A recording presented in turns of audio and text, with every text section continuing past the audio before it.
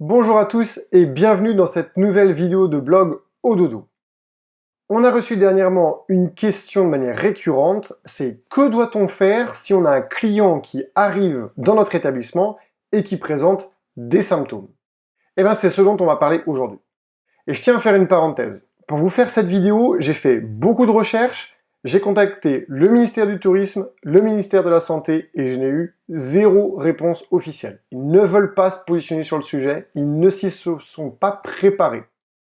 La seule réponse semi-officielle que j'ai eue, c'est en contactant l'Agence régionale de santé des Pays de la Loire, et où après avoir eu plusieurs interlocuteurs, il y a quelqu'un qui m'a donné vraiment des conseils concrets, qui m'a dit voilà plus ou moins notre position officielle, qui a refusé d'être cité, et qui m'a dit en gros c'est le bordel, on n'a pas de consigne à vous donner. Donc ça vous donne une idée du bordel qui règne dans les plus hautes sphères de notre gouvernement. Bref, ils n'ont pas du tout préparé la reprise pour le tourisme. Donc il va falloir user un petit peu de bon sens. Alors, on va traiter du sujet en différents chapitres. Le premier chapitre, c'est comment se préparer en amont. Oui, avant qu'un client arrive potentiellement avec des symptômes, il y a des choses que vous pouvez faire avant.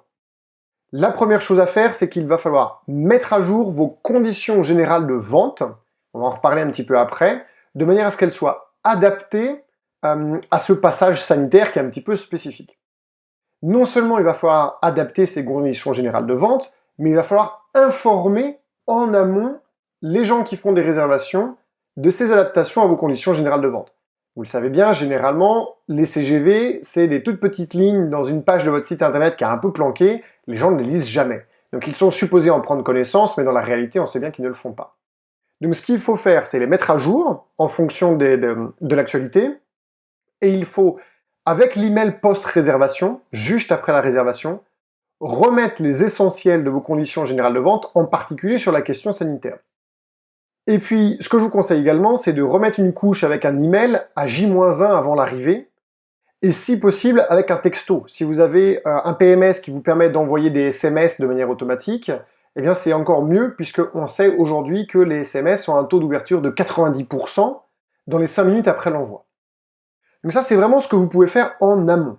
Bien préparer les conditions générales de vente et informer les clients de ce qui va se passer si jamais ils arrivent avec des symptômes. Maintenant, on passe à la deuxième étape. Ils arrivent effectivement avec des symptômes dans votre établissement. Donc vous les avez informés, malgré tout, ils se pointent. La première chose à faire, et ça c'est le conseil qui m'a été donné par l'Agence régionale de santé, c'est qu'il faut afficher quelque part à la réception, ou si vous êtes une maison d'hôte, à l'endroit où vous réceptionnez les gens, les symptômes, pour rappel. Même si on a été bassiné pendant 2 mois par BFM TV et toute sa clique des symptômes, des gestes barrières, etc., il faut qu'ils soient affichés quelque part. Premier conseil. Deuxième chose, vous ne pouvez pas prendre la température de force à des gens. Il faut qu'ils soient d'accord.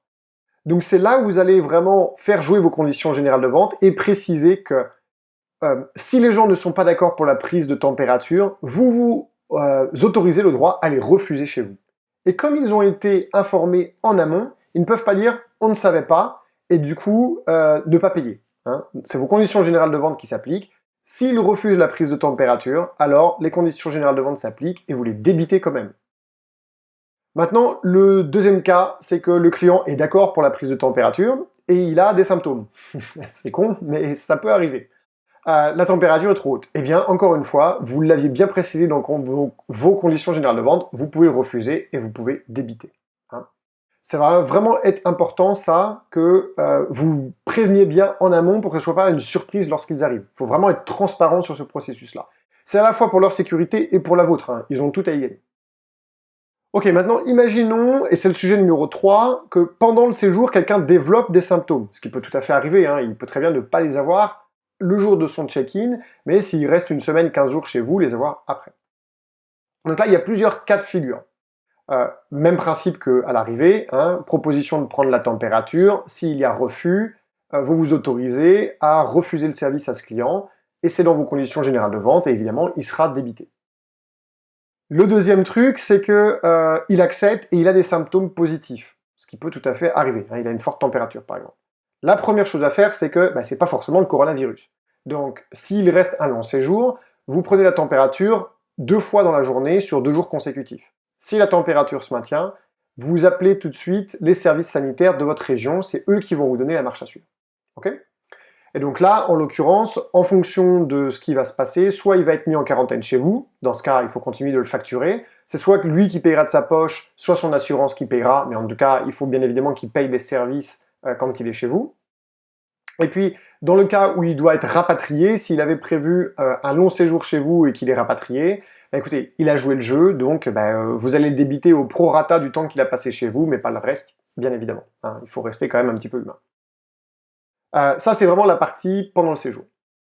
Maintenant, il y a une question qui est super importante, c'est quid de l'argent et quid des remboursements, hein, c'est la question qu'on a vue et qui était directement associée. En amont, si le client vous prévient, mon conseil, c'est annulation sans frais. Il a joué le jeu, il vous a prévenu en amont.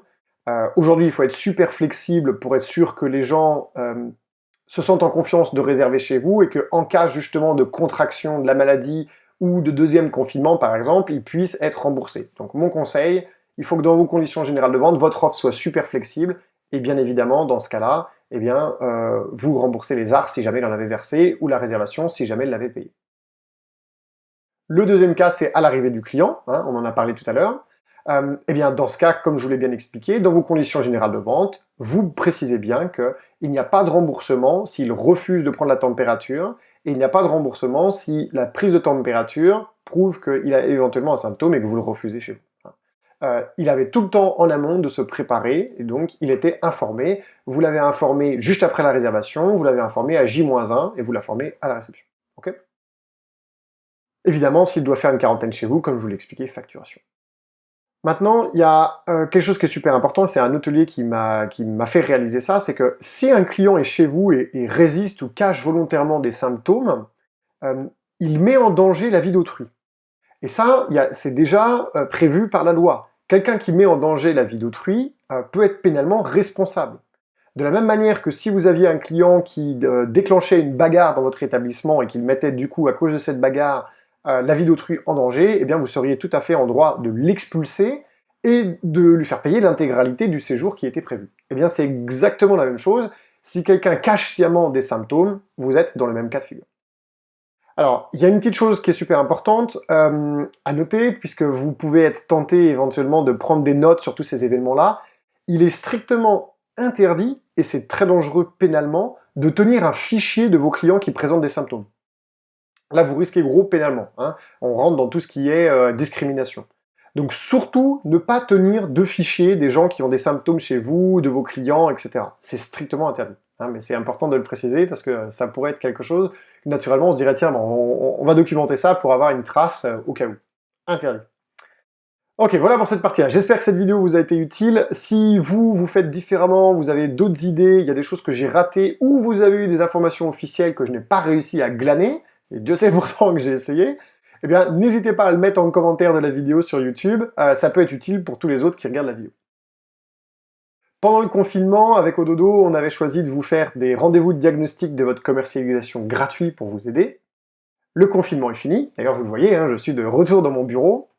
Mais pour autant, on a décidé que pendant cette crise sanitaire, on allait prolonger ce service parce que ça a aidé énormément de gens et on a bien le bon karma, il y a plein de gens qui nous ont dit que c'était super.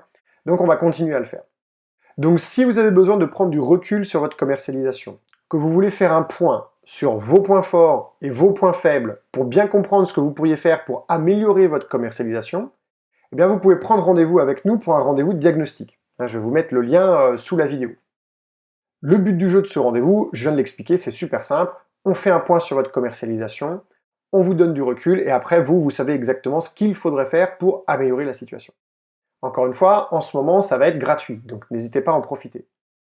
Ça va être gratuit, mais ça ne veut pas dire qu'il faut en abuser et qu'il ne faut pas venir préparer. Quand vous prenez rendez-vous, il y a un petit questionnaire à remplir pour que nous, on puisse préparer le rendez-vous en amont, faites-le. Et puis ne soyez pas désagréables comme certains ont pu l'être, où ils prennent rendez-vous, ils sont à moitié dans le jardin en train de passer la tondeuse et ils en ont rien à foutre.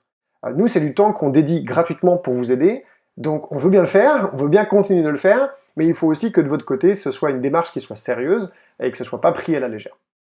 Voilà, n'oubliez pas non plus de vous abonner à notre chaîne YouTube, hein, le petit bouton s'abonner, ça vous permettra d'être notifié à chaque fois qu'on met en place une nouvelle vidéo sur YouTube.